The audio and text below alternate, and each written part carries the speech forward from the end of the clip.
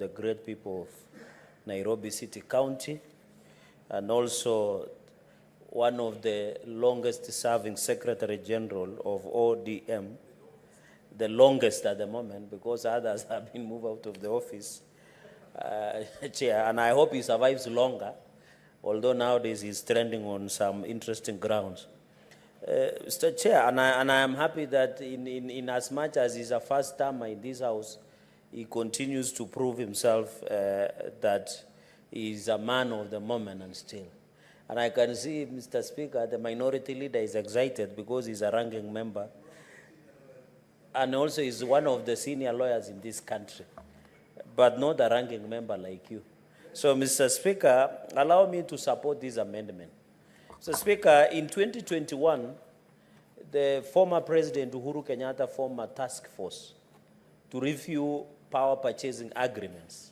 One of them, the biggest challenge in the cost of electricity in this country has been the buy-in by the independent power producers that sell electricity expensively to Kenya Power and Lighting Company. While, Mr. Speaker, there are many challenges that Kenya Power and Lighting Company, from in my village in Kapkeben in Mosoriot Township in Nandi County, Mr. Speaker, out of 24 hours, Kenya Power decides to switch off electricity for almost 20 hours in a day. In fact, it becomes worse when it rains, because Kenya Power is like they now remove electricity because it's raining, Mr. Speaker. And therefore, the challenge and the cost of doing business in this country, and you know me, I use domestic power, not even talking about the access of power within Nandi County and across the country, which continues to be a big challenge. I know for Senator Sifuna, he might have a privilege that most of the city is covered by electricity. But the biggest elephant in the room, Senator Sifuna will tell you, is out of 24 hours, 3/4 of the time there are blackouts, and it affects the business, even the small businesses within Nairobi City County, Mr. Speaker. And therefore, as we try, I know I've noticed, Mr. Speaker, that the demand and supply, there is a thinning of 4%. And the cabinet the other day, although I want to thank the National Assembly, they declined to give a nod for opening of power purchase agreement through IPPs because it was not clear. It's still opaque, Mr. Speaker. While we agree we need a constant supply of electricity, that is not a justification to buy electricity expensively and in an opaque manner, Mr. Speaker. And that is what the former president initiated through the task force that was appointed to review power purchasing agreements. And that report, Mr. Speaker, was given back on 28 September 2021. Mr. Speaker, in that report, the government had proposed that the cost of electricity will come down by 3%. If that would have come, Mr. Speaker, the cost of buying tokens, be it prepaid or postpaid by customers across the country, by domestic customers, by industrial customers with that leverage that Kenya Power and Lighting is trying to provide, Mr. Speaker, including the street lighting, the heavy users of electricity in this country, Mr. Speaker, apart from domestic users, the cost should have come down by 33% after that report, Mr. Speaker.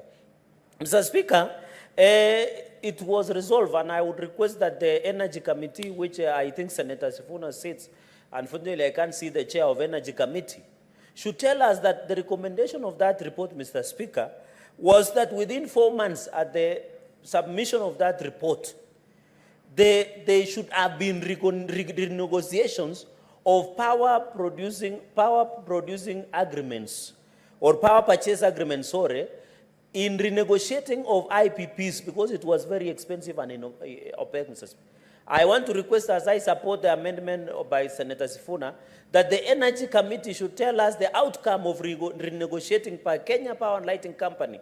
And on the issue of power purchasing agreement through the IPPs, what was the outcome, Mr. Speaker? Mr. Speaker, are you aware that there are many power purchasing agreements that remain unsigned? It should have been cancelled. So I want to encourage the Energy Committee to look at this issue, because this is how money is being stolen. It is violating under Article 201, Mr. Speaker, where we are talking about openness, transparency, and accountability in financial matters in the Republic. Because if up to today there are PPAs power purchasing agreements through independent power purchasing suppliers to the Kenyan Power, who sell to Kenyan Power Lighting Company, onward transmission to domestic and industrial use, Mr. Speaker, then we have a problem as a country. I think as we support this amendment of the Energy Act by Senator Sifuna, the Energy Committee should tell us if these power purchasing agreements that were unsigned have been cancelled. And that is corruption, Mr. Speaker. If it works, looks like a duck, then it is a duck, Mr. Speaker, or an ugly swan, as somebody would say, Mr. Speaker. Mr. Speaker, in that report, in line with this, there were supposed to be reforms within Kenya Power and Lighting Company. We are not yet to be told what happened with the investigations into the faulty transformers that were being left here in Nairobi, Mr. Speaker, in the industrial area. No one can tell us up to today what happened to faulty transformers who was held accountable. There are many primary schools, even in Bomet, in Nairobi here, in Nandi, in Migori, in Kilifi, Mr. Speaker, that have perpetual faulty transformers. No one has told us the audit on those faulty transformers, what became of it. You remember Senator Stewart Matsayo in the last session, we raised you and cry over faulty transformers. Up to now, no one has been arrested or charged in court or the fate of those faulty transformers here in Nairobi. I shudder when I think that faulty transformers might have been even supplied to you or to Kenyans, Mr. Speaker. We need to know the outcome. And therefore, the reform of Kenya Power and Lighting Company, because the problems of power purchasing agreements and even independent power producing agreements, Mr. Speaker, is the lethargy, the opaque nature the Kenya Power and Lighting Company has. And therefore, even in that report, the task force report of 2021, there was a proposal that we must restructure and clean up Kenya and Power and Lighting Company management, Mr. Speaker, because they are perpetuating systemic corruption. You do token purchase, the people who are doing postpaid, there are people who are doing prepaid, Mr. Speaker. There are people who do not have electricity. What can you say? Is it not corruption when our whole school or our whole village goes without electricity for months, yet Kenya Power find it's normal? I think it is shocking. And Mr. Speaker, I saw the CS in charge and the good brother of Senator Sifuna, CS Wandayi, saying that cabinet secretary, saying that Adani is now doing a purchase agreement on that issue. And then, and I think the chair of roads is familiar what we are talking about, Mr. Speaker. They were arguing that the reason they want to improve the transmission lines, it has become old. And therefore, I want to agree with Sifuna, when you don't communicate the clarity of information, the policy of government should always be crystal clear. Say that when CS Wandayi today says there is an engagement or privately initiated plan by Adani to provide support through even purchase of transmission line through Bomet all the way to Awasi, Kisumu, the improvement of power lines, the pylons are grown, Kenyans to understand. But if you do these things in secrecy, it violates Article 34, 35, Article 201, Mr. Speaker, that Senator Sifuna, you know Senator Sifuna and the House, we should not be too prescriptive. The reason we have to make prescriptive laws, Mr. Speaker, and you are a learned senior in this country, having been classmates with Senator Sifuna, is we have to be prescriptive in this country. We have to tell you, don't do this. It is because of our bad manners as a country. It is because what was it added? It is already in Article 201. Why is it added to make public a power purchasing agreement through IPP? Until Senator Sifuna tells Kenya Power, no, you must do this, the amendment. That is the bad manners that we have in this country of impunity and corruption, Mr. Speaker.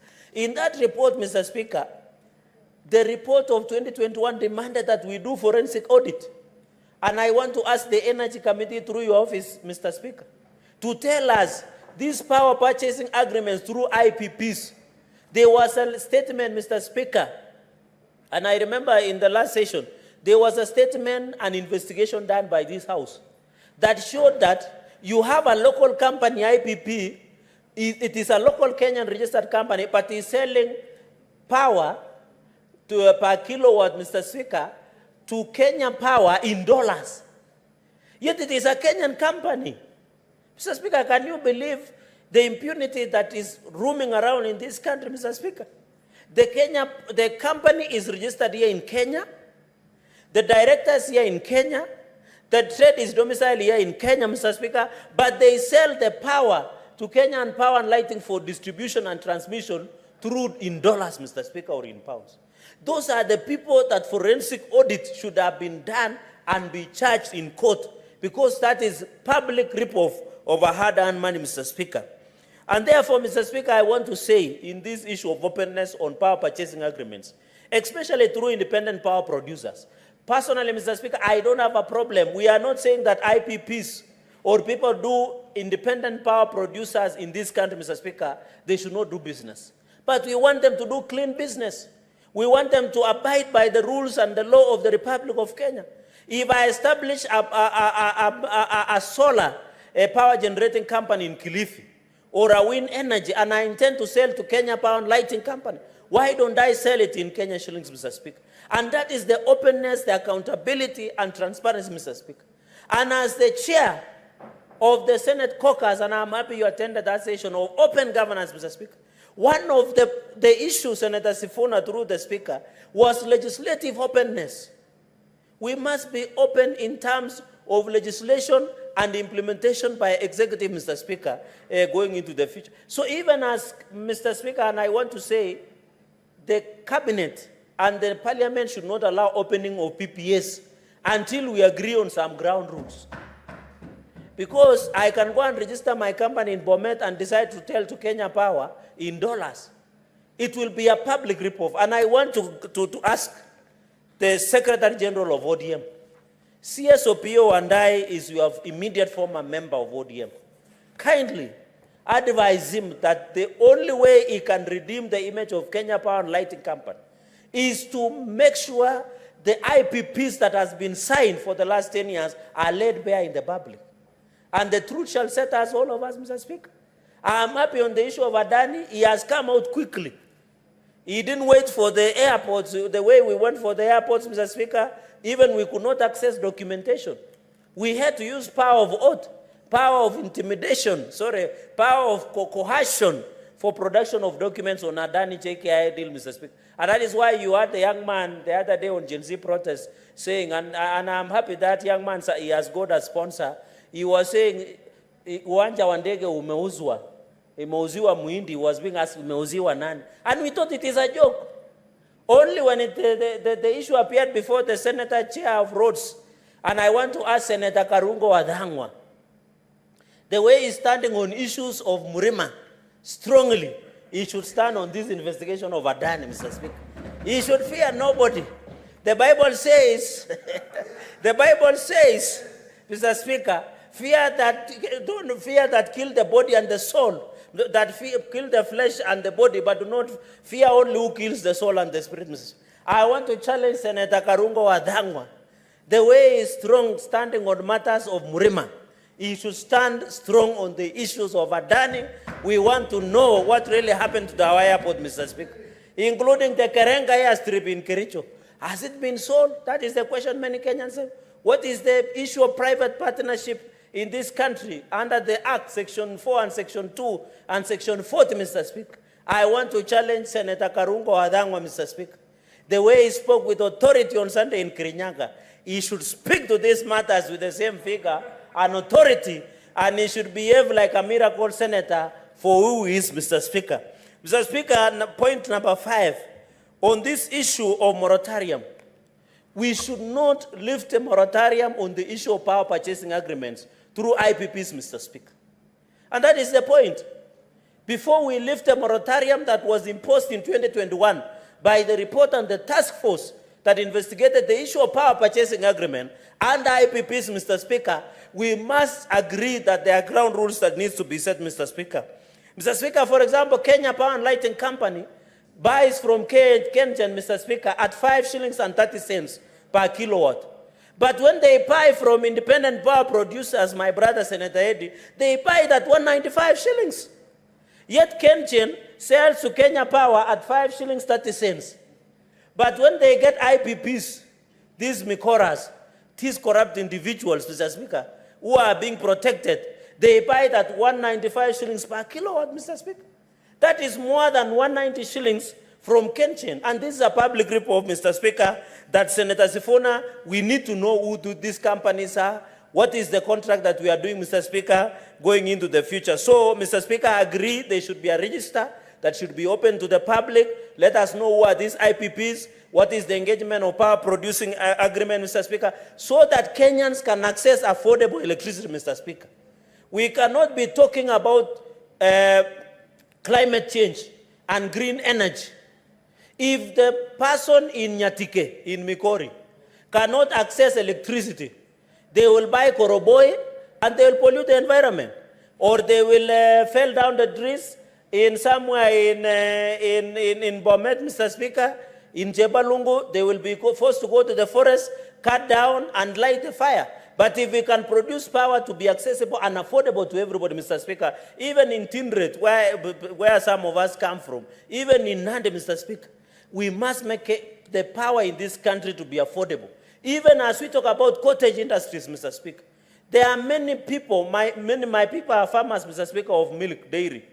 We want to process and do our own farming. There are many people who are doing chicken farming or poultry farming. They need electricity.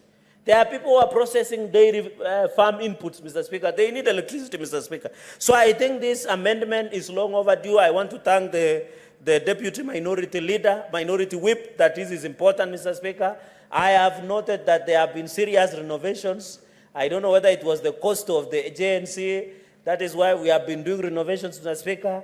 We are asking the other day that we need to, Mr. Speaker, to be what do you call these issues of being magnanimous in terms of spending, Mr. Speaker. But we are seeing opulence even in Parliament, Mr. Speaker. The other day, the JNC ran us out of town because of opulence. Now, Parliament, you can see that we didn't need a new carpet. Mr. Speaker, our committees, in fact, I wish the money that was being used to do renovation of paint, of carpet, we should have been given to committees to go and visit Naivasha, CGDC Naivasha, go and visit Wanainji in Kisumu, in Bomet, and ask them what is the challenge with electricity. We should be visiting projects in Bomet, in Nandi, in Migori, in Kiambu. Mr. Speaker, can you believe we don't even have funds as a Senate Public Accounts Committee to visit even Dandora Stadium here in Nairobi, or even visit Toi Market? But we have, Mr. Speaker, but we have money to buy a new carpet. We have money to do a paint, Mr. Speaker. I think as a Parliament also we must have our priorities right. I had written through your office, through the joint services, Bwana Nyandiere, to provide evidence, Mr. Speaker, because we cannot be saying we are oversighting others, yet we cannot oversight ourselves, Mr. Speaker. Is the House aware that the pending bill of Senate is around 500 million? You sit in liaison committee. You cannot do even a public hearing on this matter, Mr. Speaker, even as we go for public participation. Mr. Speaker, with very many remarks, I want to thank Senator Sifuna for bringing this amendment. I hope we'll very fast-tracked. In the spirit of the broad-based, the President will sign it into the law, and we can be able to discuss the issue of power purchasing agreement, Mr. Speaker, going into the future, so that we can ensure, Mr. Speaker, the issue has been resolved. On the PPPs, I want to propose, Mr. Speaker, to Senator Sifuna and all of us in 2 minutes, that we need to relook about private-initiated investments in the country, especially under PP, private partnership, Mr. Speaker. We can see the debacle of Adani, both in energy sector and in aviation sector, Mr. Speaker. Let us review the law, even the regulations, Mr. Speaker. Say that when you are doing PIPs, you want to do privately initiated as an investor, Mr. Speaker. There should be the law that governs and ensure that there is accountability. Let us be open as a country.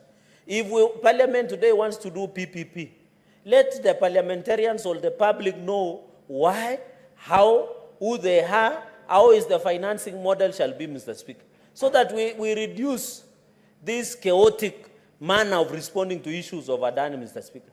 Because we have been told now it's moved to health sector, it is moving to the aviation sector, it's moving to energy sector. Please, I want to, through you, Chair, in conclusion, please, I send Senator Sifuna, kindly tell CSOP and I to be careful on this issue of Adani, because he is still your member, or former member. I thank you, Mr. Speaker. Senator Okech Eddie.